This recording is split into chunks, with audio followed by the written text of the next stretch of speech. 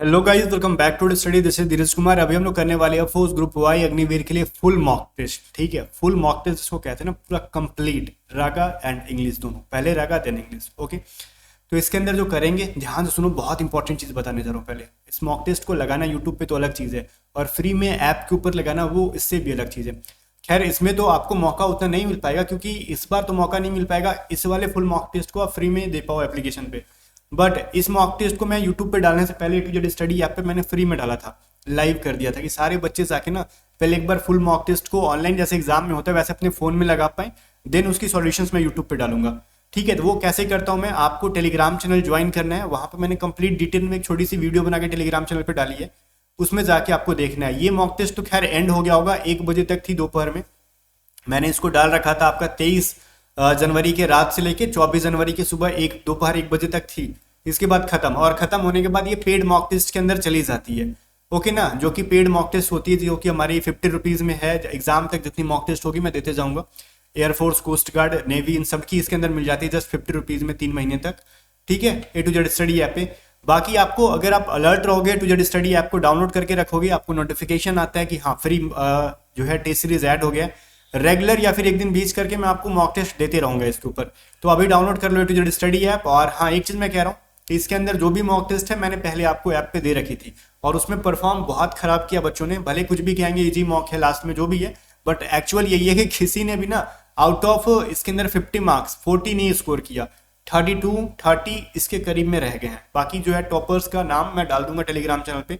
बाकी अगर किसी को एयरफोर्स वाई ग्रुप की कंप्लीट बैचेज चाहिए, पेड बैचेज में रह के पढ़ाई करना हमसे, मैं पढ़ाता हूँ सब चीज़ें वहाँ पे, तो आप ए टू जेड स्टडी ऐप को डाउनलोड कर पाओगे। रिकॉर्डेड बैचेस रहती है जहाँ पे कंप्लीट तैयारी मैं कराऊंगा आपको एयरफोर्स वाई ग्रुप की एग्जाम से पहले बेस्ट। कम टाइम में अगर किसी को तैयारी करनी है, जस्ट 500 रुपीज़ में, ये भी ऑफर प्राइस है। इस प्राइस की मतलब इसकी प्राइस बढ़ेगी कब, जब फॉर्म फिलअप का लास्ट डेट हो जाएगा तब। तो फटाक से बिना देरी किए ना, और इस बैचेज में अगर जुड़ जाते हो तो अलग से मॉक टेस्ट नहीं खरीदना पड़ेगा। इसके अंदर ऑनलाइन मॉक टेस्ट भी मिल जाएगी वाई ग्रुप की। हमारी जो अपकमिंग पेड पीडीएफ होती है 200-250 रुपये प्राइस होती है, वो सभी चीज़ें इस बैच के अंदर आपको मिलेगी। ठीक है, तो अभी डाउनलोड करो ए टू जेड स्टडी ऐप, और फटाक से सब चीज़ों को आप ज्वाइन करके पढ़ाई स्टार्ट कर दो। बाकी किसी को अगर कुछ समझ में ना एप्लीकेशन यूज़ करने, तो व्हाट्सअप करके पूछ सकते हो पेड बैचेस के रिगार्डिंग, ऑनलाइन मॉक टेस्ट के रिगार्डिंग नहीं, बिकॉज उसके लिए वीडियो बना के टेलीग्राम पे डाल दी गई है। अब देखो रागा का पहला क्वेश्चन क्या है। रागा का पहला क्वेश्चन जीके से स्टार्ट था। कह रहा है निम्नलिखित में से कौन सा इंटरनेट ब्राउजर नहीं है, which among the following is not an internet browser. देखो, नेटस्केप, नेविगेटर, क्रोम। कह रहा है आपने क्रोम का और ओपेरा मिनी का अपने फोन में देखा होगा। ओपेरा या फिर ओपेरा मिनी तो अपने फोन में देखा होगा, क्रोम भी देखा होगा ब्राउजर जो है। तो ये तो चीज़ क्लियर है कि ये दोनों ऑप्शन में हमारे हैं, बट आंसर नहीं होंगे। तो बचा कौन सा, ड्रुपल और नेटस्केप नेविगेटर। तो गाइज ये तीनों के तीनों क्या है, एक ब्राउजर ही। आपने नहीं देखा नेटस्केप नेविगेटर, बट है। इसके अलावा बहुत सारे ब्राउजर्स होते हैं जो तो आप नहीं जानते हो नाम, तो कुछ ब्राउजर्स का नाम जानना जरूरी है। इसके अलावा जैसे सफारी भी हो गया, वो भी आपका ब्राउजर ही है। माइक्रोसॉफ्ट एड्स का भी होता है, वो भी ब्राउजर ही है। ऐसे बहुत सारे, फायरफॉक्स वो भी ब्राउजर ही है। ठीक है, तो ड्रुपल अपना ब्राउजर नहीं है। करेक्ट आंसर इसका डी हो जाएगा।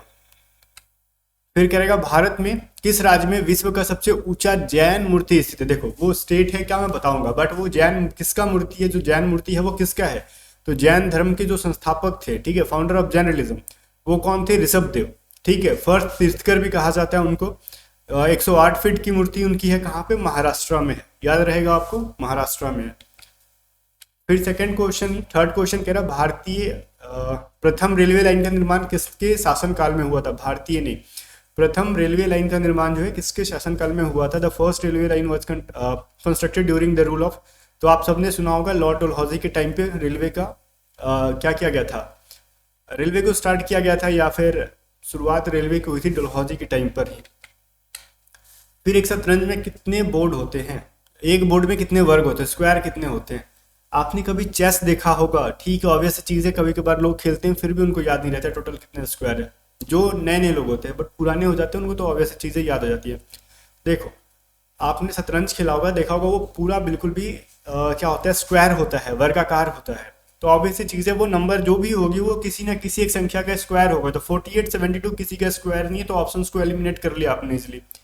36 एंड 64 हमारा एक नंबर का स्क्वायर है। 36 6 का स्क्वायर है, 64 जो है 8 का स्क्वायर है। इन दोनों में कंफ्यूजन हो रहा होगा, तो आपने कभी भी देखा होगा एक रो में चाहे एक कॉलम में, दोनों के दोनों, चाहे आप लंबवत देख लो या फिर ऊर्ध्वाधर देख लो, क्षैतिज देख लो या फिर ऊर्ध्वाधर देख लो, दोनों में क्या होता है, वर्टिकल देख लो, हॉरिजॉन्टल देख लो, दोनों में 8-8 बॉक्सेस होते हैं। तो कुल कितने वर्ग हो गए, 8 × 8 64। ऑप्शन नंबर सी जो हमारा करेक्ट आंसर है। फिर कह रहा है अमन सहरावत जो है ना, सहरावत, वो किस चीज से जुड़े हुए हैं, मुक्केबाजी से, हॉकी से, भाला फेंक से या फिर रेसलिंग से। तो गाइज अमन सहरावत जो है बॉक्सिंग से रिलेटेड है, तो ये चीज आपको, सॉरी कुश्ती से रिलेटेड है, तो ये चीज आपको याद रखना और ये चीज एग्जाम में आने लायक भी है। मैं यहाँ पे गलती से बोल दिया बॉक्सिंग, बट है ये कुश्ती से ही। फिर कह रहा है नवंबर 2023 में साहित्य में योगदान के लिए केरल ज्योति पुरस्कार किसे सम्मान, देखो जो नवंबर 2023 में, ये 23 में जो करंट अफेयर है, एक पुरस्कार मिला है किस चीज के लिए भाई, साहित्य में योगदान के लिए, award for contribution to literature. Okay, उस पुरस्कार का क्या नाम है, केरल ज्योति पुरस्कार, जिसको मिला टी पद्मानंदम, टी ऐसे करके पद्मानंदम करके कुछ नाम है। ऑप्शन नंबर सी में है, पद्मनाभन नाम है इनका। तो एग्जैक्टली तो मैं नहीं बोल पाता हूँ, या फिर आप भी फर्स्ट टाइम में कंफ्यूज होंगे, थर्ड टाइम में कंफ्यूज होंगे, बट आपको याद रखना टी पद्मान करके कुछ नाम है इनका। खैर कोई दिक्कत नहीं है, सारे नाम को हम लोग बोल पाए जरूरी नहीं है नेम को। ओके, तो इनका नाम क्या है, टी पद्मानभन। ठीक है, जो भी है हम लोग सही से नहीं बोल पा रहे, तो यही इसका सही आंसर है, सी में है। 7 नंबर है डेवलपमेंट एज फ्रीडम। ठीक है, यहाँ एक बुक है डेवलपमेंट इज फ्रीडम या फिर डेवलपमेंट एज फ्रीडम, ना कि इज फ्रीडम। एक बुक है, ये किसके द्वारा लिखा गया, ये चीज क्लियर कर दिया गया, जिसके द्वारा भी लिखा गया ये वो क्या है, एक इकोनॉमिस्ट है, इंडियन इकोनॉमिस्ट है, वो इंडियन है और इकोनॉमिस्ट है, अर्थशास्त्री है, तो वो है अमर्त्य सेन के द्वारा लिखा गया। ऑप्शन नंबर डी के अंदर है। फिर देखो ये मैथ का सवाल आता है, यहाँ से कहता है ना 4 + 4.44, फिर डबल 4.4, फिर 4.04, फिर 444। गाइस एक चीज ध्यान दो, इन दोनों ऑप्शंस को एलिमिनेट कर लो इजीली। क्यों, क्योंकि देखो सेकंड में इसका देखो, सेकंड में इसका देखो, ठीक है, 4 4 8 जोड़ोगे, ऑब्वियस सी चीज है, फर्स्ट में आप जब भी कोई चीज जोड़ रहे हो, 8 तो यहीं पे हो गया सेकंड टर्म्स में, ठीक है, फर्स्ट में देखो 1 2 3 4 5, तो 5 बार जब 4 को जोड़ोगे तो ऑब्वियस चीज उसके यूनिट डिजिट 0 हो रहा होगा, ठीक है, हासिल जाएगा उस पर। तो ये जब भी 8 में 2 ऐड करोगे देन 0 हो जाएगा, और इसका यूनिट डिजिट ऑलरेडी 4 है, सॉरी थर्ड डिजिट ऑलरेडी 4 है, तो थर्ड में कुछ भी जुड़ा, कुछ भी ऐड हुआ तो भाई वो 4 क्रॉस कर जाएगा, ठीक है। 4 में आप कुछ भी ऐड करोगे तो वो 4 क्रॉस करके 5 6 ऐसे कुछ वैल्यू देगा। तो ये चीज समझ में आ गया कि 4 पॉइंट तो नहीं होगा, 4 से स्टार्ट होने वाला कोई भी नंबर नहीं होने वाला है। तो बचा कौन सा, ये दोनों। तो ये दोनों को भी कैसे एलिमिनेट करेंगे, पूरा सॉल्व नहीं करेंगे, इकाई स्थान को हम जोड़ते जाएंगे, यूनिट डिजिट को जोड़ते जाएंगे। यूनिट डिजिट क्या मिल जाएगी, 5 बार 4 को जोड़ेंगे तो यूनिट डिजिट 20 मिलेगा, तो 0 मिल जाएगा, तो यूनिट डिजिट 0 होना चाहिए, तो ऑप्शन नंबर ए हमारा सही है। हम बैठ के इसको पेपर कॉपी का यूज नहीं करेंगे, तनिक सा भी यूज ही नहीं करना भाई, ठीक है। इस तरीके से माइंड का यूज किया करो। फिर अब इन सभी क्वेश्चंस में मैं भी आपको यूज करना पड़े, कह रहे हैं 2 बेलूने के आधार की त्रिज्याएं, ठीक है, त्रिज्याओं का रेशियो दे रखा है 2:3 है, उनकी ऊंचाइयों का रेशियो 5:3 है, तो उनके आयतनों का रेशियो बताओ क्या हो जाएगा। The base radii of 2 cylinders are in the ratio of 2:3 and their heights are in the ratio of 5:3, the ratio of their volume is what। Guys यहाँ पे वॉल्यूम का रेशियो क्या होता है, πr²h, ठीक है, πr²h, πr²h, यही होता है ना, और कुछ तो नहीं होता। तो दोनों का आपको रेशियो निकालना है, क्लियर है, कोई दिक्कत नहीं है। तो एक चीज समझ में आ रहा है, तो जो भी आएगा पाई की वैल्यू ऊपर नीचे सेम रहेगी, आर की डिफरेंट हो सकती है, एच की डिफरेंट हो सकती है। तो दोनों का रेडियस क्या है, इसका 2 है, इसका 3 क्या है, तो मान लो 2x² और इसका क्या हो जाएगा 3x²। रेडियस की वैल्यू, हाइट की वैल्यू क्या है, 5 और 3 के वेब फॉर्म में है, तो 5x मान लो, 3x मान लो, तो ये क्या हो जाएगा भाई, सॉल्व करोगे तो 4x² इंटू 5x, ये हो जाएगा 9x² इंटू 3x। तो भाई ये x² कट जाना ऊपर, ठीक है, तो ये हो जाएगा 20/27, 20:27। Answer will be 20:27, option number B. Okay, simple सा सवाल था, बस कुछ नहीं था भाई, 1 स्टेप की ये वैल्यू थी, कुछ करना ही नहीं था इसके अंदर।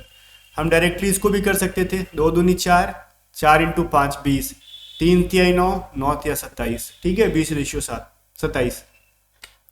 फिर कह रहा है यदि किसी संख्या के 10%, उसी संख्या के 25% और उसी संख्या के 50% तथा उसी संख्या के 75% का औसत 24 है, तो वह संख्या क्या होगा।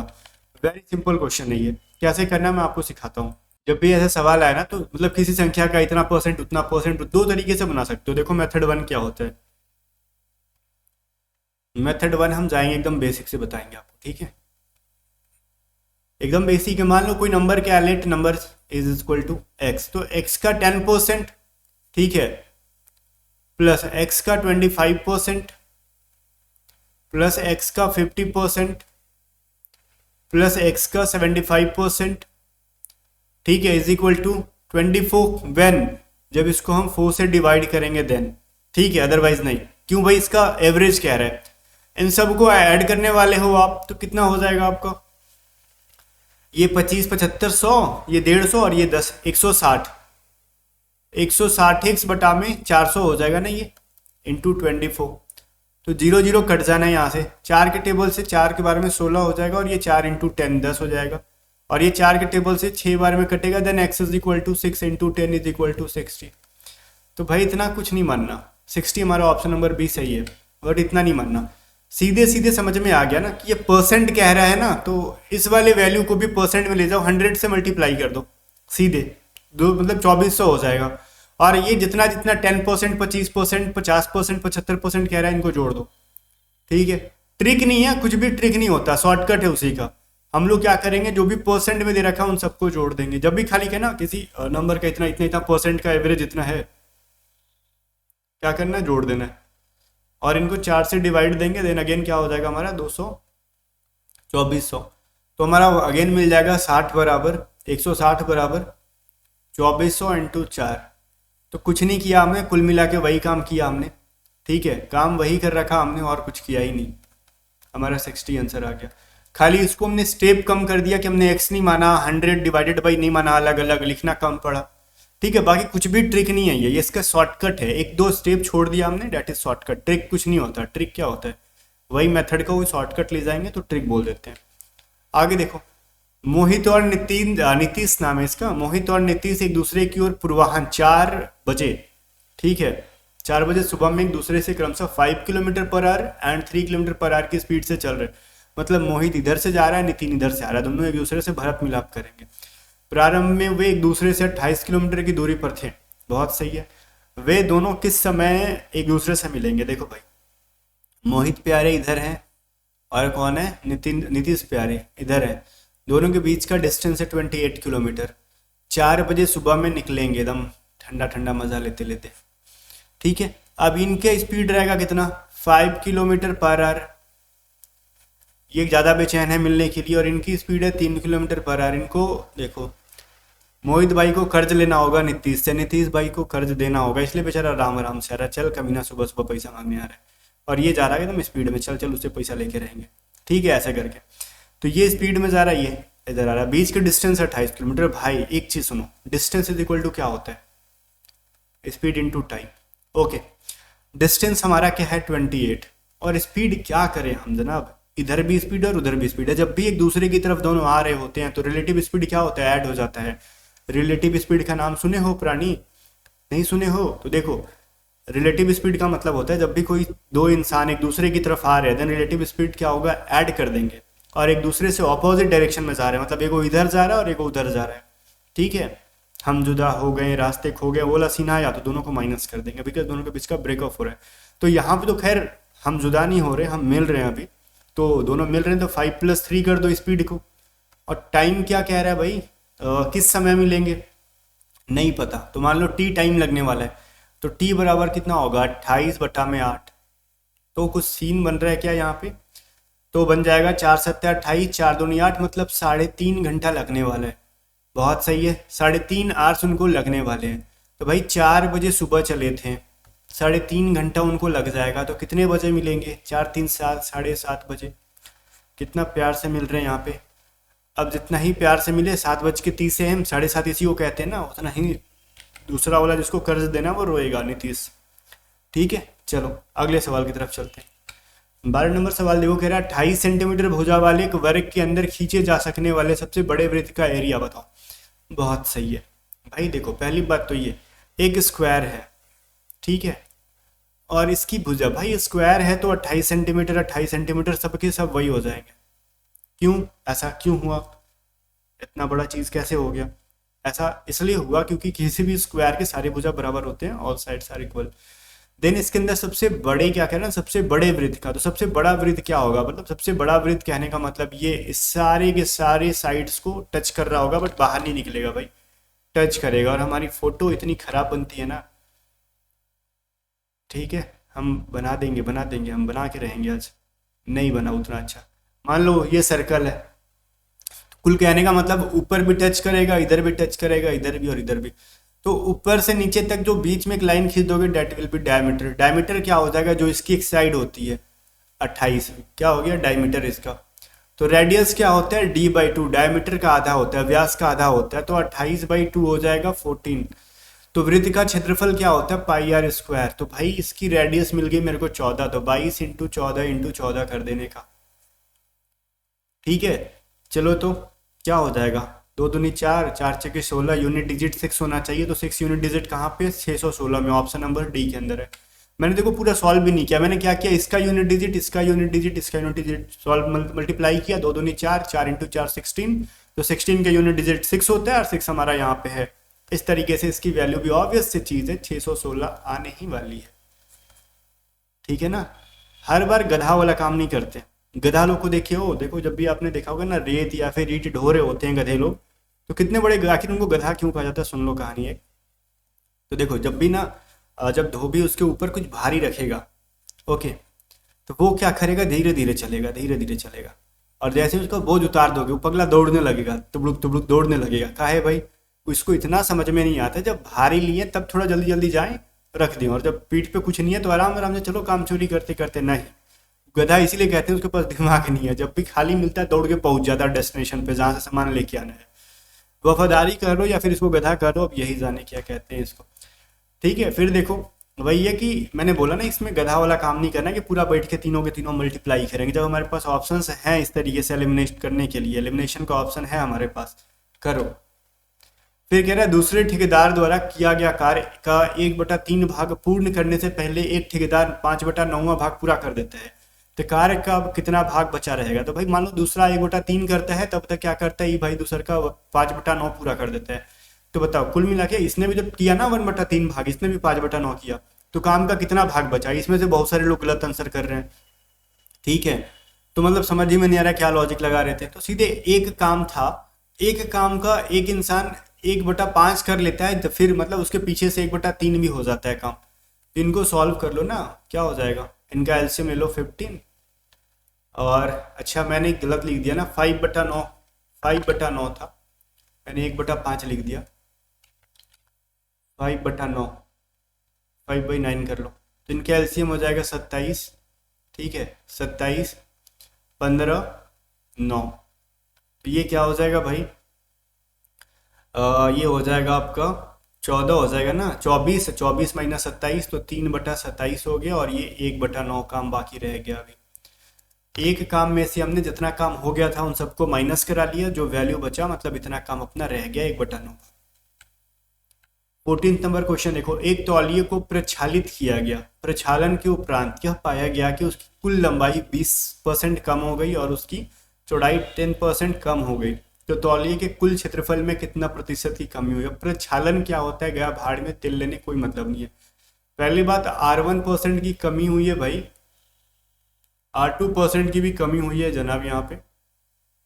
तो जब भी दो चीजें एक बार कमी होगी तो क्या होता है, R1 + R2 - R1 × R2/100 करते हैं ना, यही फॉर्मूला आपको दिया गया था।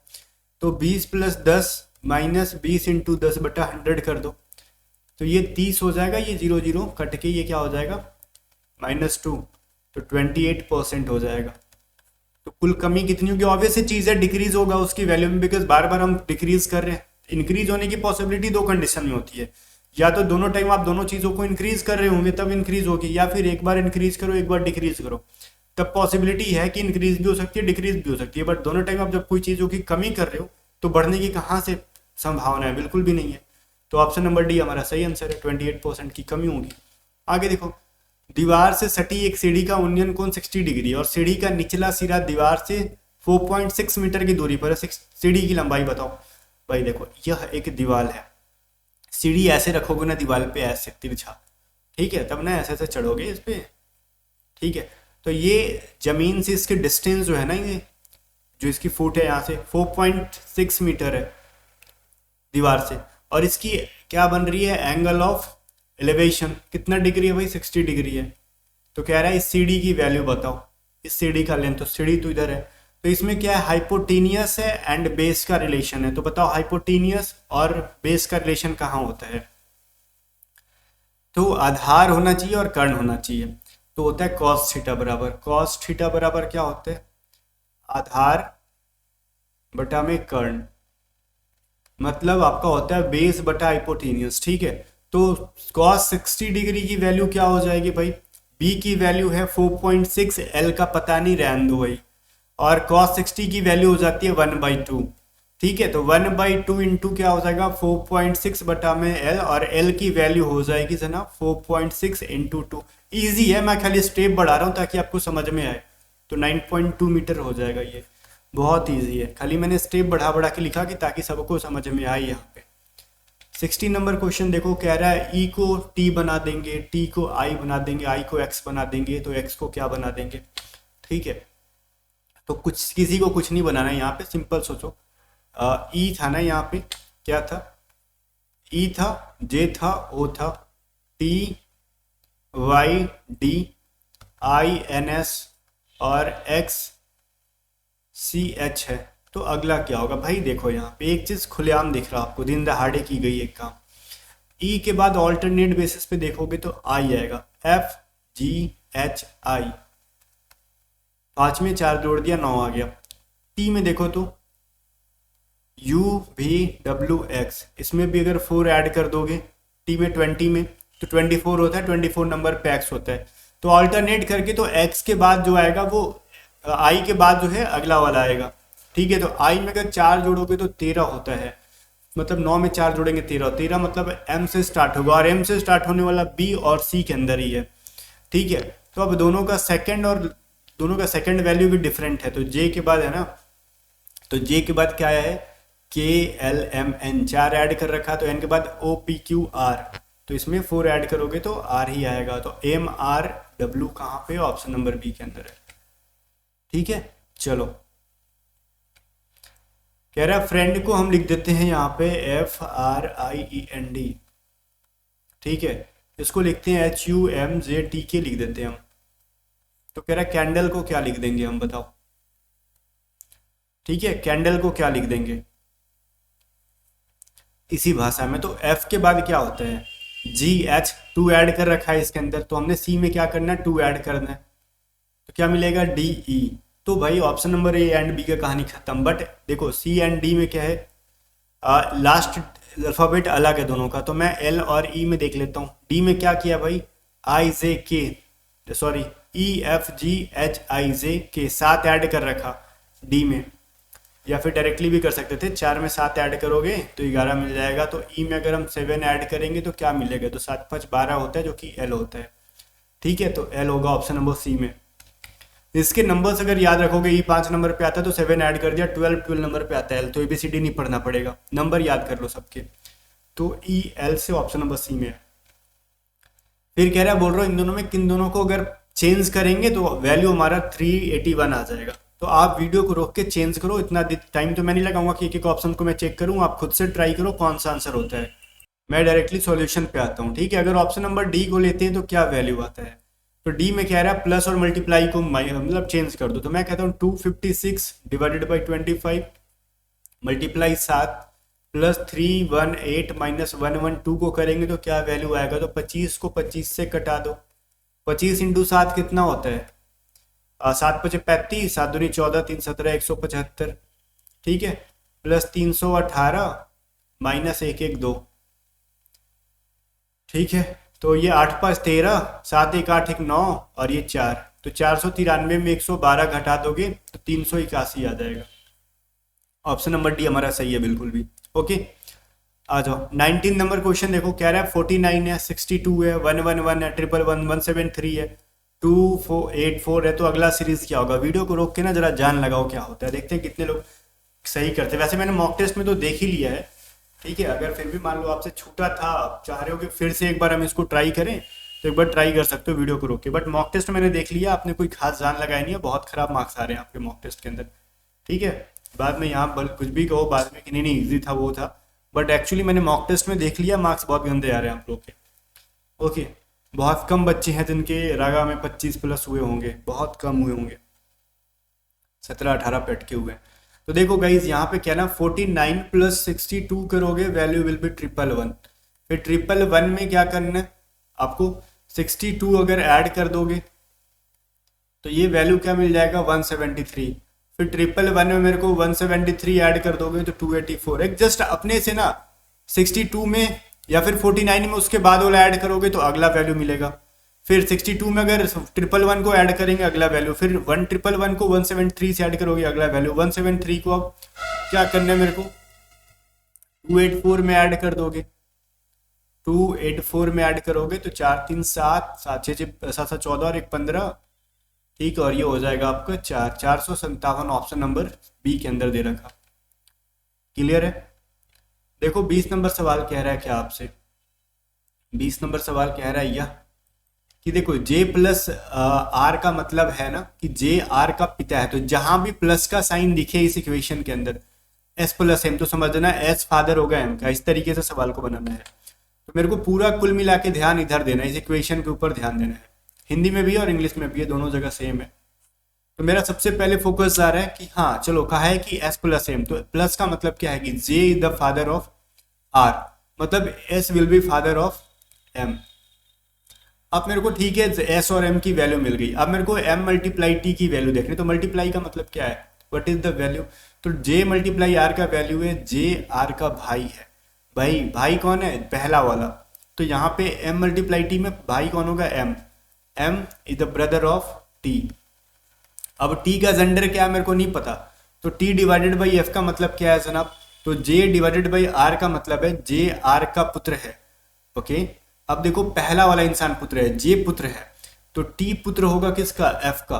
तो T पुत्र है F का, तो F ऊपर जाएगा। जब ये दोनों भाई भाई हो गए और इनका पिता S हो गया, ध्यान से सुनो, M और T जब भाई भाई हो गए और इनका पिता S है, तो F क्या हो गया, अब उनकी मम्मी बनेगी ना ये माता श्री।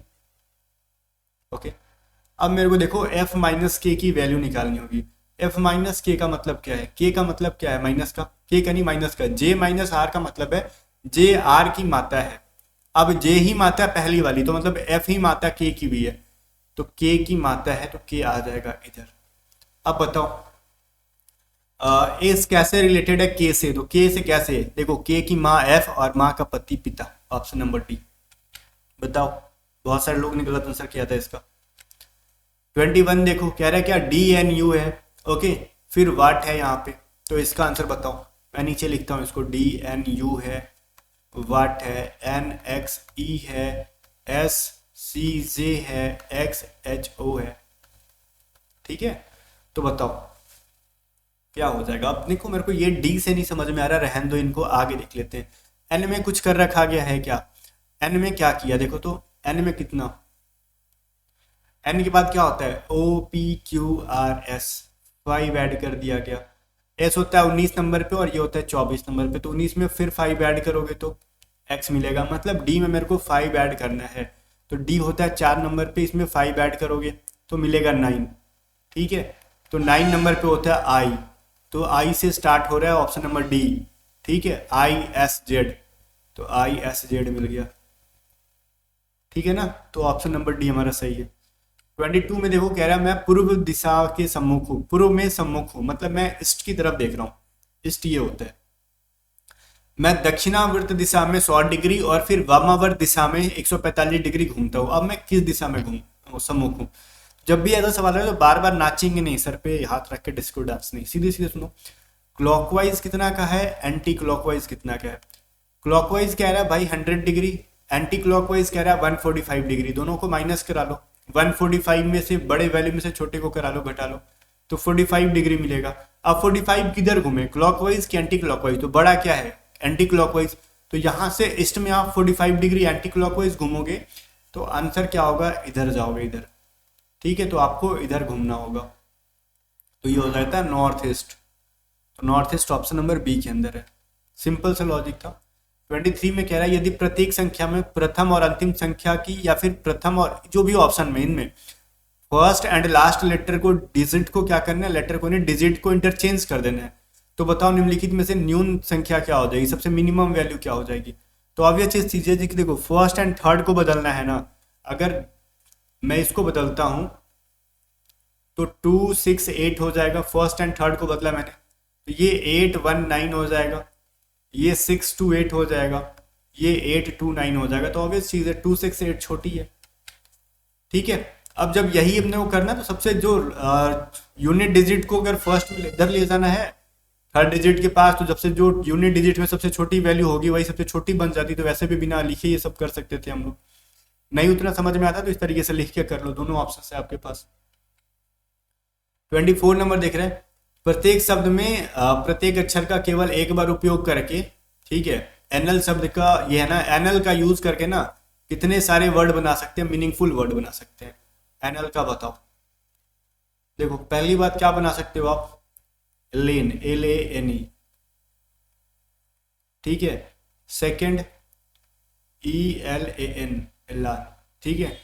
थर्ड क्या बन सकता है आपका, और क्या बन सकता है, लीन बन सकता है एक वर्ड, लीन, लीन का मतलब होता है ना दुबला पतला वो वाला लीन। तो ये सारे वर्ड्स आपके बन सकते हैं, तो 3 वर्ड बनेंगे। ओके, बहुत इजी वर्ड्स तो नहीं है बट फिर भी आप कर सकते थे। अब सवाल आता है कि देखो लेन का मतलब तो समझ में आ रहा है बट ये एलान क्या है, ठीक है। लेन भी समझ लो, जैसे बोलते हैं ना ये लेन है वो लेन है, मतलब कुछ भी किस लेन में जा रहे हो आप, तो ये चीज कह सकते हो आप लेन को। तो एलान क्या होता है, एलान का मतलब होता है एनर्जी, ठीक है, कितना आपके अंदर एनर्जी है वो एलान कहते हैं उसको। तो बहुत ही खतरनाक वर्ड है, मे भी बहुतों को 99% लोगों को या फिर इवन 100% लोगों को नहीं पता होगा। इसका आंसर जो तुक्का मारे होंगे या तो उनको पता होगा, मतलब तुक्का मार के सही किए होंगे या फिर गलत किए होंगे, तो यही हो सकता है। ये डिफिकल्ट क्वेश्चन था। ओके, 25 देखो कह रहा है ह्यूमंस कट फॉरेस्ट, इसको 145 लिखते हैं। फॉरेस्ट गिव ऑक्सीजन 213 लिखते हैं। फॉरेस्ट गिव वुड ऑल्सो, इसको 8317 लिखते हैं। जैसे देखो कह रहा है ह्यूमंस कट फॉरेस्ट, इसको लिखते हैं 145, ठीक है। फिर लिखते हैं हम लोग फॉरेस्ट गिव ऑक्सीजन, ठीक है, इसको लिखते हैं 213। फिर देखो कह रहा है कि आपको फॉरेस्ट गिव वुड ऑल्सो। तो पहली बात पूछ रहा है इसमें ऑक्सीजन की बता दो, ऑक्सीजन कहाँ पे है इसके अंदर, फॉरेस्ट और गिव की वैल्यू निकाल लो, काम बन जाएगा। तो पहले वाले में भी फॉरेस्ट है, सेकंड वाले में भी फॉरेस्ट है, दिख रहा आपको, देखो पहले वाले में फॉरेस्ट है और सेकंड वाले में फॉरेस्ट है, तो मतलब पहले वाले में भी 1 है और इसमें भी 1 है, तो फॉरेस्ट का मतलब 1 हो गया। अब देखो इसमें भी क्या है, इसको क्या लिखते हैं हम लोग, ऑल्सो को 38317, तो 1 तो खैर कट गया फॉरेस्ट के लिए, तीनों में था। अब इसमें देखो गिव है और इसमें भी गिव है, तो इसमें भी 2 है, इसमें भी 2 नहीं है बट 3 तो जरूर है, 3 है, दोनों में 3 कॉमन है। तो 3 कटा लो तो मेरे को मिल गया गिव की वैल्यू 3, तो मेरे को ऑक्सीजन की चाहिए थी, तो मेरे पास क्या बची यहाँ पे 2 बची ना सिर्फ, तो 2 बच गया, ऑप्शन नंबर ए। 26 नंबर क्वेश्चन देख लो, इसका आंसर क्या हो जाएगा। इसके सर के ऊपर टकला के ऊपर कोई टोपी नहीं है, ठीक है, इस सेकंड में गया तो टोपी पहन लिया, इसके ऊपर कोई टोपी नहीं है, थर्ड वाले में टोपी पहनेगा, तो ABC में से कोई एक चीज हो सकता है। तो ये चीज देखो, इसमें 3 एरोज थे, इसमें 2 एरोज हैं, 1 एरोज क्या हो गया, डिक्रीज हो गया। इसमें 1 2 3 4 एरोज हैं, तो नेक्स्ट वाले में 3 एरोज होने चाहिए, ऑप्शन नंबर सी के अंदर 3 एरोज है, तो C will be correct answer. Okay, 27 number question देख लो, ये सभी इजी नॉन वर्बल्स मैंने डाले, बाद में डिफिकल्ट डालेंगे, स्टार्टिंग से डिफिकल्ट कर देंगे तो बच्चे रोने लगेंगे, क्योंकि ऑलरेडी मैंने इसकी कुछ इंग्लिश को डिफिकल्ट किया, कहीं कहीं जीके और रीजनिंग डिफिकल्ट किया, ठीक है, मैथ भी कुछ कुछ क्वेश्चन डिफिकल्ट है, तो सब चीज डिफिकल्ट नहीं कर सकते। ये देखो, ये छोटा सा जो चीज था ना उसको हम लोग कंप्लीट कर दिए, तो एक सर्कल बन गया, और ये जो स्क्वायर था अंदर करके कलर कर दिया मैंने।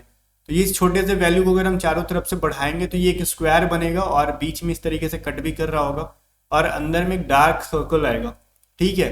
तो बच्चा खैर ए बनाए कि डी बनाए, तो देखो जनाब मेरे को सिर्फ इसके अंदर ऐसे दे रखा है, इधर से कोई वैल्यू नहीं निकल रही है, तो जब उधर से कोई वैल्यू नहीं मिल रही है तो फिर बताओ कौन सा हो सकता है। ए को कहना ही गलत हो जाएगा, क्योंकि मेरे को नीचे से ये वाली लाइन तो निकलने की कोई पॉसिबिलिटी नहीं दिख रही इसके अंदर, तो डी बच गया।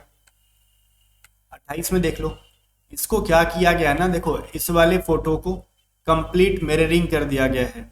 ओके, साइड में मिरर लगा दोगे, आंसर कुछ ऐसा आ जाएगा। इसको भी अगर हम साइड में मिरर लगा दें या फिर आप नीचे में भी मिरर लगा दोगे ना, तो ऐसा ही कुछ बनेगा इसका। तो इसका भी साइड से मिरर लगा दो, कैसा बनेगा? तो ये जो लेफ्ट साइड में है वो राइट साइड में चला जाएगा, तो सी एंड डी के अंदर है, ठीक है। और नीचे की तरफ जो एरो है वो ऊपर की तरफ जाएगी, जो कि सिर्फ और सिर्फ सी के अंदर है, तो करेक्ट आंसर सी हो जाएगा। 29 देखो, इसका जो ट्रायंगल बाहर साइड था वो अंदर चला गया, तो इसका जो स्क्वायर जो बाहर से है वो अंदर चला जाएगा। ओके, तो बाहर से स्क्वायर अंदर जाने वाला कहाँ पे है? बी के अंदर एंड सी के अंदर। और इसका जो स्क्वायर अंदर की साइड था उसको आप 45 डिग्री कह, नहीं 90 डिग्री कह लो, क्लॉकवाइज कह लो या फिर एंटी क्लॉकवाइज कह लो। तो इसके भी अंदर का अगर जो फोटो है उसको 90 डिग्री अगर हम रोटेट कराएंगे तो कैसे घूमेगा? तो अगर हम क्लॉकवाइज करेंगे तो इस तरीके से घूमेगा, एंटी क्लॉकवाइज करेंगे तो कोई ऑप्शन में नहीं है एंटी क्लॉकवाइज का, सी नहीं है, जस्ट सी में 45 डिग्री रोटेट करा रखा गया, तो बी हमारा सही आंसर है। थर्ड में देखो कह रहा है सब में से डिफरेंट कौन सा है, ये चीज चुनो। देखो इन सब के छोटे वाले लाइंस और बड़े वाले लाइंस सब एक साथ हैं, बट ए में देखो कुछ छोटे लाइन नीचे हैं, कुछ छोटे लाइन ऊपर है, बड़े लाइन छोटे लाइन सब एक, मतलब एक लाइन के अंदर नहीं, एक लाइन के अंदर नहीं है, तो A will be different from the rest, ठीक है। चलो यहां से खत्म हुए आपके 30 क्वेश्चंस। इंग्लिश का पहला क्वेश्चन देखते हैं हम लोग। देखो पहले इंग्लिश में क्या पैसेज से स्टार्ट है, और पैसेज को कैसे बनाते हैं मैंने पहले भी बताया था, पिछली बैचेस की प्रिपरेशन भी कर रहे थे। अगर पैसेज आपकी सही नहीं है, वीक हो आप, तो पैसेज को पूरा नहीं पढ़ने का भाई। पूरा क्यों नहीं पढ़ने का? क्योंकि हर आपको अगर पैसेज पढ़ने नहीं आती है मतलब अच्छी तरीके से और पूरा पैसेज पढ़ोगे ना, तो आपको कम से कम 5 बार पूरा पैसेज पढ़ना पड़ेगा, या फिर 4 क्वेश्चन है तो 4 बार पैसेज पढ़ने पड़ेंगे। तो इससे अच्छा है ना कि हम पहले क्वेश्चंस पढ़ेंगे। क्वेश्चन क्या हमारा? According to the writer the bay could not be reached by boat because, मतलब कह रहा राइटर के द्वारा ऐसा क्यों कहा गया कि जो बे जो है ना, वहां पे बे का मतलब पता है खाड़ी, वहां पे बोट के द्वारा, नाव के द्वारा पहुंचना संभव नहीं है, ऐसा क्यों कहा गया है? तो ये चीज अपने को समझ में आया कि ये पहुंचने के बारे में कहा जा रहा है। अब पैसेज मैंने नहीं पढ़ा बिल्कुल भी, मेरे को ये समझ में आ गया क्वेश्चन से कि मेरे को खाड़ी के पास नाव के द्वारा नहीं पहुंचा जा पा रहा, उसका रीजन पूछा जा रहा है, ठीक है। मेरे को हिंदी करने भले ना पैसेज का है, लेकिन मैं जब पढ़ूंगा तो इतना तो समझ जाऊंगा कि क्या कह रहा है। अब ध्यान देना, जरूरी नहीं कि रिच का रिच ही रहे, उसको सिनोनिम भी, रिच का मतलब होता है पहुंचना, तो पहुंचने का सिनोनिम्स कुछ और भी हो सकता है। तो पैसेजेस में आजकल ऐसे ही दिए जाते हैं, ठीक है। जैसे पढ़ो, as low tide he walk over the sands to the headland and round the corner to the little bay facing the open sea. इसके अंदर मेरे को कहीं भी पहुंचने के बारे में नहीं कहा गया, ठीक है। तो मेरे को कुछ, मैं ऐसा एज्यूम कर रहा हूँ कि मेरे को कुछ समझ में नहीं आया, लेकिन मेरे को ये समझ में आ गया कि ना तो रिच के बारे में कहा गया, पहुंचने के बारे में कुछ नहीं कहा गया, खाली कहा जा रहा ठीक है वहां पे टहलने वहलने के बारे में बात किया जा रहा है, ऐसा लगा। फिर मैं आगे पढ़ता हूँ, it was inaccessible bye boat. अब देखो इनएक्सेसिबल का मतलब क्या होता है? जहां पे नहीं पहुंचा जा सके। तो आ गया ना हमारा सिनोनिम कि कुड नॉट बी रिच्ड, मतलब नहीं पहुंचा जाए, तो उसका सिनोनिम हो गया इनएक्सेसिबल, जहां नहीं पहुंचा जा सकता है। तो इतना तो वो क्या पता होना चाहिए भाई, इजी वोकैबुलरी से ये सभी चीजें। तो इट वाज इनएक्सेसिबल मतलब वहां पे नहीं पहुंचा जा सकता बाय बोट, बोट के द्वारा, तो ये चीज आ गया। अब रीजन जानते हैं, ये तो हमको भी पता है कि नहीं पहुंचा जा सकता, क्वेश्चन खुद कह रहा है, तो रीजन क्या है? Because seams of rock jutted out and currents swirled around them treacherously, ठीक है, मतलब ट्रीचरसली, ठीक है। तो इसका मतलब क्या हुआ? जटेड का मतलब, जटेड आउट का मतलब क्या होता है? ऐसा लग रहा है ना कि वहां पे, अच्छा चलो मैं बताता हूँ आपको हिंदी, लेकिन मैं पहले आंसर खुलवा देता हूँ। यहाँ पे कुछ बात की जा रही है इस तरीके से कि जटेड आउट रॉक के बारे में कहा जा रहा है कि रॉक जो है वहां पे है और वहां पे करंट दिख रहा है मेरे को, ठीक है। अगर पूरा पूरा पढ़े तो यहाँ पे करंट के बारे में बात की जा रही है, नहीं पहुंचने का रीजन यही है, करंट और रॉक, ये चीज समझ में आ रहा है। तो पहले वाले में रॉक तो है बट वहां पे करंट नहीं दिख रहा, दूसरे वाले में करंट और रॉक कुछ भी नहीं दिखा, तीसरे वाले भी नहीं, लेकिन अगले वाले में मेरे को रॉक भी दिखा, करंट भी दिखा, तो डी हमारा यहाँ पे सही आंसर है। लेकिन इसका मतलब क्या हुआ कुछ ये भी तो बताओ, डी तो आंसर कर दिया, तो इसका मतलब हो गया ना, कह रहा कि there were seems rock and कह रहा है ना ट्रीचरसली स्विरलिंग करंट। मतलब देखो जटेड आउट का मतलब होता है बाहर क्यों निकला हुआ, वहां पे बहुत सारे चट्टान नजर आए उसको, रॉक का मतलब वही हुआ। और वहां पे जो जो ये कहते हैं ना स्विरलिंग करंट का मतलब होता है धारा, ठीक है। खाड़ी के अंदर तो बिजली की धारा नहीं जाएगी, पानी की धारा जो होगी बहुत ऐसे ऐसे करके गोल गोल घूम रही थी, इसके वजह से ना वहां पे नाव से जाना पॉसिबल नहीं था, तो ये चीज कहा गया है। ओके, और तो हमारा ऑप्शन नंबर डी इसका करंट मिल गया, ठीक है, आंसर मिल गया। तो मेरे को समझ में आ गया, हमने यहां तक पढ़ लिया। जब भी एग्जाम में ऐसा बनाओगे तो अपने माइंड में रखना कि हमने यहां तक पढ़ लिया है, अब आगे क्वेश्चन हम लोग पढ़ेंगे आगे, ठीक है। अगर क्वेश्चन मेरे को कुछ यूनिक दिखा तो। अब कह रहा वन कुड विजिट द बे, अब कोई कैसे पहुंच सकता था बे पे, वैसा इसका जिक्र आगे किया गया होगा। तो आगे क्या कह रहा, हमने यहां तक पढ़ लिया। फिर कह रहा but you could walk there if you choose one of the lowest ebb tide, ठीक है। तो आप वहां पे कैसे टहल सकते थे, मतलब कैसे जा सकते थे या फिर टहल सकते थे, वहां पे पहुंचा दिया गया आपको। तो जाने का रीजन बता रहा है यही, but you could walk there if you choose one of the lowest ebb tides that receded a very long way. तो यहाँ पे समझ में आ रहा है ना कि टाइड वहां पे लो होना चाहिए, ऐसा समझ में आ रहा है। और इब का मतलब क्या होता है, भाटा। टाइड का मतलब ज्वार भाटा आपने सुना ना, वही। तो वहां पे जब लो रहेगा तभी वहां पे जाया जा सकता है, टहला जा सकता है। तो वही तो कह रहे हैं ना कि कब जा सकते हो, वन कुड विजिट द बे, तो बे पे कब जाया जा सकता है, जहां पे वहां पे लो होनी चाहिए। तो ये कह रहा है एट एनी टाइम, भैया एनी टाइम नहीं हो सकता। अब कह रहा है ना कि was low tide, there were when there was low tide. तो सही बात है, जब लो टाइड होगी तभी यहाँ पे कह रहा है कि ठीक है, you choose one of the lowest tide, कि आपको लोएस्ट टाइप चूज करना होगा भाई, जहां पे कम है वहीं पे जा सकते हो। तो हमको लग रहा है कि बी आंसर हो सकता है। बाकी कुछ ऐसा मिलता जुलता आगे भी है, ऑन सर्टेन ओकेजन, ऐसा तो मेरे को दिखा नहीं कि हाँ किसी सर्टेन ओकेजन पे जाना है। ड्यूरिंग द इवनिंग ऐसा भी नहीं लिखा है कि आपको इवनिंग में जाना है, बस उन्होंने कहा कि जब टाइड लो होगी, आपको वहां का ज्वार भाटा जो उठता है ना, उसमें जब कम रहेगा तब आप जाओगे। तो ऑप्शन नंबर बी हमारा सही है, ठीक है। अगर आपका भी सही आ रहा है तो बहुत बढ़िया, बधाई हो। थर्ड क्वेश्चन क्या कह रहा है, it was not possible to linger, linger का मतलब क्या होता है, रुकना, ठीक है, on the expedition, because expedition का मतलब होता है कहीं आप यात्रा वात्रा पे जाते हो ना, वो तो मतलब आपने जो वहां पे गए हुए हो तो वहां पे रुकना पॉसिबल नहीं है ज्यादा देर तक। इसका रीजन क्या है तो हमको आगे समझ में आएगा। But you could not linger, अब आगे मेरे को दिख गया, यू कुड नॉट लिंगर, अब आप वहां पे रुक नहीं सकते on the expedition. For once the tide was on the turn in came in rapidly, भैया क्या होता है ना कि जब टाइड वापस आ रहा होता है ना तो तुम वहां पे रुक नहीं सकते, क्यों, क्योंकि इट केम इन रैपिडली, बहुत तेजी से आता है। तो तेजी से का अर्थ कहाँ आ रहा है, तो मेरे को देखो तेजी से मेरे को नहीं दिखा, इसमें नहीं दिखा, रैपिडली दिखा। तो द वाटर रोज रैपिडली, तो भाई पानी तेजी से उठता है, सही बात है, लेकिन मेरे को पानी के बारे में नहीं, टाइड के बारे में बात किया जा रहा है। टाइड तेजी से आना चाहिए, ठीक है, टाइड के बारे में। तो जो सी आंसर तो मेरा नहीं होगा, रैपिडली देखे आंसर नहीं करने का, ठीक है। अब रैपिडली का सिनोनिम्स भी होता है, कभी कभार बच्चे ना, मैक्सिमम बच्चे यही आंसर कर देंगे, गलत हो जाएगा। रैपिडली का मतलब तेजी से, और स्पिरिटली का मतलब होता है ना पूरे उत्साह से, मतलब ये भी पूरा तेजी से ही होता है कहीं ना कहीं इसका सिनोनिम। द टाइड टर्न स्पिरिटली, तो दिख रहा है आपको, इट केम इन रैपिडली, और यहाँ पे टर्न मतलब वो बहुत ही, जब टर्न होता है ना उसका ले लेता है, रूप ले लेता है, मतलब बहुत ही उत्साह से या फिर तेज टाइड उठता है ज्वार भाटा, इसकी वजह से वहां पे ज्यादा देर रुकना संभव नहीं है। तो कुल मिला के ऑप्शन नंबर हमारा ए सही है, और यहाँ पे कंफ्यूज करने के लिए सी में ऐसा किया गया था, रैपिडली वर्ड डाला गया था, ताकि बहुत सारे जो बच्चे इस तरीके से आंसर खोजते हैं, अगर उनको सिनोनिम्स एंटोनिम्स भी नहीं पता तो इसका आंसर ये करके माइनस में मार्किंग दे जाएंगे। तो आपको सिनोनिम्स एंटोनिम्स पढ़ते रहना चाहिए, ठीक है, ए आंसर सही है। फोर्थ क्वेश्चन कह रहा है while passing through the writer discover है, मतलब राइटर ने क्या डिस्कवर किया, पूरा पैसेज आप पढ़ोगे, ठीक है। अब यहां से जहां से आपने छोड़ा है इसको, तो हम इसको पढ़ेंगे तो मेरे को दिखना चाहिए डिस्कवरी से रिलेटेड कुछ वर्ड, खोजने के रिलेटेड। तो मैं आगे पढ़ूंगा, for this reason very few people cared explore the little by little bay fresh and unlittered. Unlittered का मतलब होता है साफ सुथरा, मतलब जहां गंदगी ना, ठीक है। एज इट लिटर्ड का मतलब गंदा फैलाना, ठीक है। And it was completely covered by sea at high tide, इसके अंदर मेरे को डिस्कवर्ड का नहीं दिखा, कवर्ड दिखा, ठीक है। मैं आगे देखता हूँ, the cave look mysteriously dark cool and inviting, ठीक है। एंड ही पेंट्रेट, पेंट्रेट का मतलब होता है घुसना, प्रवेश करना, to the farthest corner, farthest का मतलब दूर वाला कॉर्नर, वेयर ही डिस्कवर्ड। अब दिख रहा है मेरे को यहाँ पे डिस्कवर, अच्छा खोज लिया भाई ने, कुछ क्या खोजा भाई, ये देखो, डिस्कवर्ड अ वाइड क्रैक, मतलब उसने एक चौड़े से क्रैक, दरार को खोजा, rather like a chimney, chimney की तरह, ठीक है।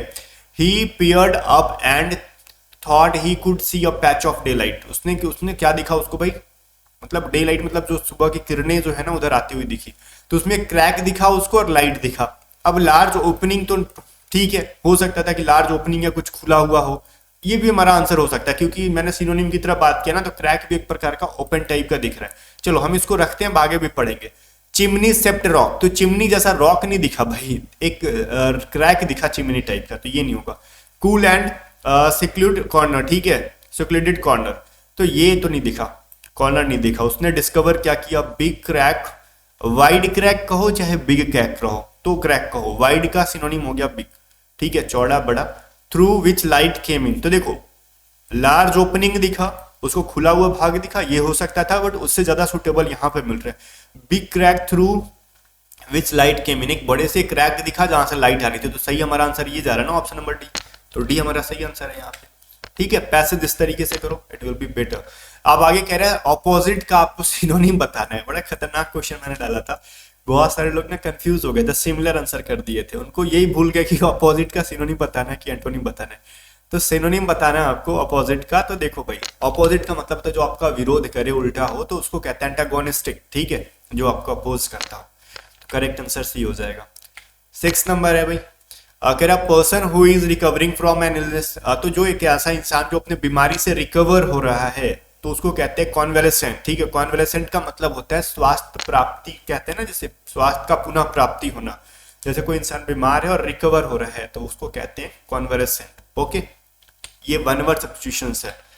आगे देखो 7 नंबर कह रहा है आपको एक्टिव पैसिव है, ये ऑलरेडी ये पैसिव में आपको एक्टिव बताना है। कह रहा है woollen clothes are preferred by people during the winter season. भाई देखो यहाँ पे आर प्रिफर्ड है, ध्यान से सुनना क्या कह रहा है, आर प्रिफर्ड, ठीक है। तो आर प्लस V3 तो मतलब कहीं ना कहीं ये पैसिव में है, तो एक्टिव में जाएगा, तो सब्जेक्ट के साथ या तो V1 होगा या फिर V5 होगा। हमारा ऑब्जेक्ट है क्या, बाय पीपल, ठीक है। तो पीपल क्या हमारा भाई, यहाँ पे ऑब्जेक्ट बने हुए, तो पीपल हमारे लिए क्या बनेंगे, सब्जेक्ट बनेंगे एक्टिव में, तो पीपल के साथ क्या लगेगा, V1 लगेगा, तो पीपल प्रिफर होगा ना, पीपल आर प्रिफरिंग नहीं कर सकते, अगर आर प्रिफरिंग करेंगे तो आर बिंग प्रिफर्ड होता है इसका पैसिव, जो कि नहीं है। अब कह रहा है यहाँ पे द वुलन क्लोथ्स, भाई देखो वुलन क्लोथ्स हमारा ऑलरेडी यहाँ पे सब्जेक्ट था, तो ये हमारा ऑब्जेक्ट बन जाएगा एक्टिव में, तो ये नहीं होगा, तो हमारा क्या हो जाएगा, people prefer woollen clothes during the winter season, यहां से हमारा सब्जेक्ट क्या बनेगा, पीपल, ठीक है, तो वहीं से बनेगा ऑप्शन नंबर सी इसका सही है।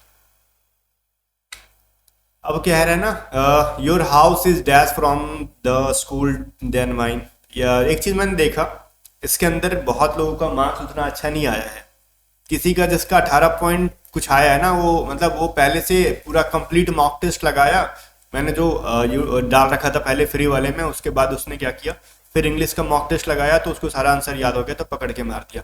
बट जेन्युइन तरीके से जिसने लगाया है उसका नहीं आ पाया मार्क्स, 12, 12.5, 13 तक जा पाया, मे भी आगे जाते बढ़ते जाए, बट जहां तक जिस दिन मैं वीडियो रिकॉर्ड कर रहा हूँ उस दिन इसके मॉक में ज्यादा स्कोर नहीं कर पाए इंग्लिश वाले में लोग, ठीक है। अब बाकी देखते हैं इसके अंदर, your house is dash from the school than my, तुम्हारा घर जो है ना मेरे स्कूल से क्या है भाई, ऑब्वियसली चीज है, दूर के बारे में बात की जा रही है, और ये चीज आपने एडजेक्टिव एडवर्ब जब मैं पढ़ा रहा था तो सभी चीजें पढ़ाया था। फर्दर देखो फ्यूअर और फोर तो नहीं होगा, क्लियर है, दूरी के बारे में बता रहा, फार्दर का मतलब होता है दूर और फर्दर का मतलब होता है अगला, तो ऑब्वियसली चीजें दूर के बारे में कहना कि मेरे घर से जो है ना, तुम्हारा घर जो है ना स्कूल से क्या है, दूर है। मेरे अगर कंपेयर की जाए कि मेरे घर और तुम्हारे घर स्कूल से अगर तुलना की जाए, तो तुम्हारा घर दूर होता है, तो ये चीज कहा जा रहा है। तो फादर का मतलब होता है दूर, फादर नहीं फार्दर, ठीक है। आगे कह रहा है I was just getting in to the bath unless the phone rang. अब इसके अंदर क्या एरर है भाई बताओ, आई वॉज जस्ट गेटिंग, ठीक है, इसके अंदर कोई दिक्कत नहीं है, इन टू द बाथ, बात के लिए जब जा रहा था वो, unless the phone wrong, unless until का यूज कब करते हैं, दो चीजों का एक तरीके से ना कंडीशन बताने के लिए, जब तक ये नहीं होता तब तक वो नहीं करता, तो मतलब ऐसा थोड़ी कि जब तक फोन रिंग नहीं करेगा तब तक वो नहाएगा नहीं, तो ऑब्वियस सी चीज है, वो कंडीशन ऐसा बता रहा है ना कि जैसे ही वो नहाने जा रहा था तब फोन आ गया, ठीक है। तो ये चीज कह सकते हो when the phone wrong, okay. I was just getting into bath, मतलब मैं क्या कर रहा था, बाथ ले रहा था, व्हेन द फोन रैंग, जब फोन आया, तो यहाँ पे व्हेन का यूज सही है। कहते ना कि भाई तुम जब फोन करे तो मैं नहा रहा था, तो ये थोड़े कहते हो जब से तुम फोन करते हो तब तक मैं नहाता हूं, ऐसा तो नहीं होता, तो अनटिल अनलेस का यूज गलत है, यहाँ पे व्हेन का यूज सही है। आगे बढ़ते हैं, फिर इसके अंदर कह रहा है चलो बताओ इसको मीनिंगफुल वर्ड है बताओ, तो यहाँ पे सबसे पहले देखेंगे एस से क्यू से स्टार्ट है, एस एंड क्यू से स्टार्ट होगा, तो पी आर के ऊपर नजर नहीं जाना चाहिए अपना। अब देखते हैं ना क्यू से स्टार्ट होगा कि एस से, तो क्यू कह रहा है which can be use to satisfy our needs, ठीक है। अब इसमें कह रहा है everything available in our environment, अब इन दोनों में से क्या हो सकता है, हमारा क्यू होगा कि ये होगा एस होगा, ये चीज बताओ। तो भाई अब कह रहे हैं ना which can be used, to satisfy our need. अब देखो विच कैन बी यूज्ड का मतलब क्या, पैसिव में जा रहा है, मतलब क्या था ना कि जो कुछ यूज किए जा सकते हैं, और मतलब या फिर अपने आप को संतुष्ट करने के लिए, हमारे नीड्स को, जरूरत को। तो इसका हम लोग यूज पहले क्यों नहीं कर सकते? अगर हम बात करते हैं पहले किसी चीज के बारे में बात कर रहे हैं, जैसे बोलते हैं ना कि वो सभी चीजों को ले आओ, वो सभी चीजों को ले आओ जिन चीजों का उपयोग घर बनाने में किया जाता है। तो मैं बोल रहा हूँ जिन चीजों का उपयोग घर बनाने में किया जा रहा है उसके पहले कोई एक सेंटेंस होना चाहिए कि उन सभी चीजों को ले आओ। तो इसकी वजह से which can be use to satisfy our needs, इसको हम पहले नहीं कर सकते, क्योंकि ये सेंटेंस को लग रहा है ना कि हाँ, अगर बोलने वाले तो कुछ भी बोल सकते हैं। जैसे मैं बोलते हैं ना, एक गिलास पानी ले आओ राम, ठीक है, या फिर हम ये भी बोल सकते हैं राम एक गिलास पानी ले आओ। तो अगर हम पंक्चुएशन के अकॉर्डिंग फॉलो करेंगे तो राम को पहले रख के अपने को यूज करना होता है।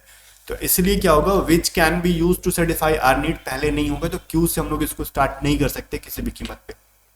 ओके ना? अब इसका मतलब क्या हो जाएगा भाई, आर से स्टार्ट, क्यू से स्टार्ट नहीं कर सकते, तो अब बचा कौन सा, एस से स्टार्ट करो। एवरीथिंग अवेलेबल इन एनवायरमेंट, तो ये लग रहा है कि हाँ चलो ठीक है, सब कुछ अवेलेबल है हमारे एनवायरमेंट में, तो लग भी रहा है कि हाँ किसी चीज के बारे में हम बोलना चाहते हैं, ठीक है। तो एस के बाद क्या आ गया, अब सब कुछ, मैं बोल रहा हूँ ना कि सब कुछ अवेलेबल है हमारे एनवायरमेंट में, which can be use to satisfy our needs, मतलब जिससे कि हम क्या कर सकते हैं भाई, अपने नीड्स को संतुष्ट कर सकते हैं। तो वैसा फील आ रहा है ना कि हाँ अब ये सेंटेंस आके पूरा होता है। तो एस के बाद क्यू आता है, ठीक है, और इसके बाद क्या हो जाएगा, तो एस के बाद क्यू ऑप्शन नंबर बी के अंदर ही है, तो चलो फिर आंसर सही है। एक तरीका और बता सकता था कि देखो चलो ठीक है, पी के बाद आर आएगा, कैसे आएगा भाई, क्योंकि यहाँ पे एंड है, एंड कल्चरली ठीक है एक्सेप्टेबल। तो एंड का यूज कब कर सकते हैं, पहले बहुत सारी चीजों के या फिर एक दो चीजों के बारे में बात करते हैं, राम श्याम और मोहन, तो राम श्याम का जिक्र हुआ है, तो पहले से कॉमा कॉमा करके कुछ वर्ड्स का यूज करते हैं, देन एंड करके नेक्स्ट वर्ड यूज करते हैं। तो हमारे समझ में आ रहा है पी के बाद आर यूज करना है, तो ऐसे भी समझ सकते थे। तो पी के बाद आर इन्हीं दोनों में यूज हुआ है और इसमें यूज हुआ है, तो इस बेसिस पे हम लोग सी को एलिमिनेट कर सकते थे। तो बाकी इन तीनों में अगर आपको कुछ नहीं समझ में आता उस कंडीशन के लिए मैंने दे रखा, ठीक है। बाकी आपको सबसे पहले तो एलिमिनेट करना था क्यू एंड एस में कि किसका यूज पहले करना है किसका नहीं, और ऐसे क्वेश्चन बनाने के लिए ऑब्वियस चीजें इंग्लिश पे अच्छा कमांड होना चाहिए, अदरवाइज छूटेगा आपका, ठीक है। फिर कह रहा है John told Mary that he hadn't scene her at the party the previous day, इसका आपको बताना है डायरेक्ट फॉर्म। तो ये चीज समझ में आ गया, प्रीवियस डे का क्या बनेगा, स्टडी बनने वाला है। तो भाई स्टडी जब बनने वाला है तो इसके अंदर नहीं है, इसके अंदर नहीं है, इन दोनों को रहन दो, छाट देते हैं। और इस हर का क्या बनेगा भाई, हर चेंज होने वाला है, हर को तो बनाया गया है ना इनडायरेक्ट में, तो हर का हर नहीं लिख सकते हैं, तो हर का हर यहाँ पे लिखा हुआ है जो कि गलत है। तो ये चीज है, यू को हर बनाया गया, तो ऑप्शन नंबर सी है। मैंने पूरा सेंटेंस भी नहीं पढ़ा, देखो कितना इजीली इसको क्रैक कर लिया, ठीक है, इस तरीके से किया करो। 12th नंबर कह रहा है बताओ एसेसिनेशन का सही स्पेलिंग कौन सा है। तो एसेसिनेशन का सही स्पेलिंग पता है कैसे लिखते हैं, एसेसिनेशन का मतलब होता है राजनीतिक कारणों से हत्या करना, किसी राजनीतिक कारण से हत्या। तो एस, पहले तो एक गधा को क्या कहते हैं, एस, एक गधा, ठीक है, फिर एक और गधा, एस एस, और गधा, दो गधे आ जाते हैं, दोनों के ऊपर आप बैठ जाओ, आई एस एस, दो गधे दिन में, आई, फिर अपना नेशन मेरे ऊपर मेरा नेशन, ठीक है। ये चीज हो गया हमारा सही स्पेलिंग, इसको याद रखना है। एसेसिनेशन का ऑप्शन नंबर डी है। मिस द बोट का एक है एडीएम है, मिस द बोट का मतलब होता है, ईडीएम का मतलब क्या होता है ये चीज बताना है आपको। तो मिस द बोट का मतलब होता है अवसर खो देना, मिस द चांस, ठीक है, अवसर को खो देना, that is the correct answer. 14th number है एंटोनिम ऑफ कह रहा है फिक्सेशन। फिक्सेशन का मतलब होता है किसी चीज से आपको वो होना, जो होता है ना आपको लगाव हो जाना, उस टाइप का अर्थ, ठीक है, इसका एंटोनिम क्या है। तो जिस चीज से आपको लगाव नहीं है उसका मतलब बताओ, ये तो मैंने यूट्यूब कम्युनिटी में भी डाल रखा था। तो जिस चीज से आपको लगाव नहीं हो कहते हैं इंडिफरेंस, ठीक है, रुचि कम होना किसी चीज में, ना होना, ऑलमोस्ट यही कहते हैं, एंटोनिम हो जाएगा इंडिफरेंस। आगे पूछ रहा है, चलो बताओ इसके अंदर क्या फिल करेंगे। An educated lady makes a better mother than an educated lady, इसके अंदर क्या हो रहा है भाई बताओ, ठीक है, क्या फिल करेंगे। तो यहाँ पे टेंस देखो क्या कह रहा है, मेक्स है यहाँ पे, तो ये चीज है प्रेजेंट इंडिफिनिट में जा रहा है। प्रेजेंट इंडिफिनिट का क्या निकालते हैं, डू डज से निकालते हैं भाई। तो यहाँ पे सेंटेंस पॉजिटिव में है तो क्वेश्चन टैग नेगेटिव में बनेगा, तो ये डज क्या है, गलत है, ठीक है, हैजंट तो बनेगा नहीं, पहली बात है। तो डज क्या है, गलत है, बिकॉज यहाँ पे नेगेटिव होना चाहिए, पॉजिटिव क्वेश्चन टैग नहीं बनने वाला, तो डजंट सी बनने वाला है भाई, क्लियर है ना। चलो तो बहुत ही सिंपल सा रूल था ये। 16 नंबर देखो कह रहा है पेन का एडजेक्टिव फॉर्म, तो पेन का एडजेक्टिव फॉर्म होता है पेनफुल, ओके। और पेनफुली क्या हो जाएगा, और पेनलेसली इसका एडजेक्टिव है, सॉरी एडवर्ब है। पेनफुली का मतलब होता है दर्द से भरा, और पेनलेसली का मतलब होता है बिना दर्द का। ये दोनों इसके एडवर्ब के फॉर्म है, बाकी एडजेक्टिव पेनफुल हो जाएगा। आगे बढ़ते हैं। 17 नंबर कह रहा है you can catch a big fish dash A small rod. मतलब किसी चीज से किसी चीज को पकड़ते हो तो विथ, पकड़ने के बारे में बात करें तो विथ का यूज होता है, ठीक है। चलो, with A small rod, okay. Preposition के अंदर आपने पढ़ा भी होगा। फिर कह रहा है कन्वर्ट द फॉलोइंग पैसिव, मतलब पैसिव को बताना आपको एक्टिव में। ये कह रहा है हैज बिन रिटेन है ऑलरेडी, तो ये पैसिव में, तो एक्टिव में कैसे बनाओगे, हैज प्लस V3 होना चाहिए। तो हैज प्लस V3 क्या है, हैज बिन राइटिंग नहीं होगा, हैज चेक करो पहले, तो हैज रिटेन है यहाँ पे, तो ऑप्शन नंबर सी हमारा सही है। हम ऐसे ही बना सकते हैं, पूरा चीज पढ़ने की जरूरत ही नहीं है मेरे को। आगे क्या है ना, चलो बताओ इसका वन वर्ड बताओ। A large bundle bound for storage और ट्रांसपोर्ट, मतलब बंडल बना देना स्टोरेज के लिए या फिर ट्रांसपोर्टेशन के लिए। जो बंडल बनाए जाते हैं ना उसको पता है क्या बोलते हैं, बेल, ठीक है। जो बंडल्स बनाए जाते हैं, गांठ बोलते हैं ना, कि गट्ठर बना दो इसका, that is called bale, okay ना। चलो 20 नंबर कह रहा है फॉरबिड का मतलब बताओ। फॉरबिड का मतलब होता है मना करना, किसी चीज, किसी को मना कर देना, ठीक है। एंटोनिम पूछ रहा है तो ऑब्वियस चीज है, अलाउ कर रहे हो आप उसको। तो प्रिवेंट, रिफ्यूज, डिक्लाइन, इन सबका मतलब है कि ना के अर्थ में दे रहे। अलाउड का मतलब होता है चलो ठीक है, परमिशन देने के अर्थ में। तो गाइज अपना अपना मार्क्स कमेंट करके बताना आपने कितना स्कोर किया, ठीक है। और जाने से पहले मैं आपको याद दिला दूंगा, हमारी पेड बैचेस के लिए अभी डाउनलोड करो A to Z study app, और इसको ज्वाइन कर सकते हो। या फिर अगर आप फ्री मॉक टेस्ट का वेट कर रहे हो तो आप बस टेलीग्राम चैनल को ज्वाइन करके रखो, ऐप को डाउनलोड करके रखो, वहां पे आपको अपडेट कर दी जाती है। बाकी A to Z स्टडी का जो है ना पेड टेस्ट सीरीज बहुत कम प्राइस में हमने दे रखा है, इस कुछ भी आप ज्वाइन करो, ओवरऑल आपको कम प्राइस में बेटर चीजें दी जाती हैं A to Z स्टडी पे, ठीक है। बाकी ऐप डाउनलोड करोगे, कुछ दिन यूज करो, मतलब 2-4 घंटे यूज करो, खुद समझ में आ जाएगा बहुत सारी चीजें। बाकी मिलते हैं नेक्स्ट वीडियो में, तब तक बाय बाय। बाकी फिर से याद दिला दूंगा, ऐप के ऊपर पेड बैचेस आपका वेट कर रही है, ज्वाइन करके पढ़ाई स्टार्ट करो, बेसिक से हर चीजें वाई ग्रुप की।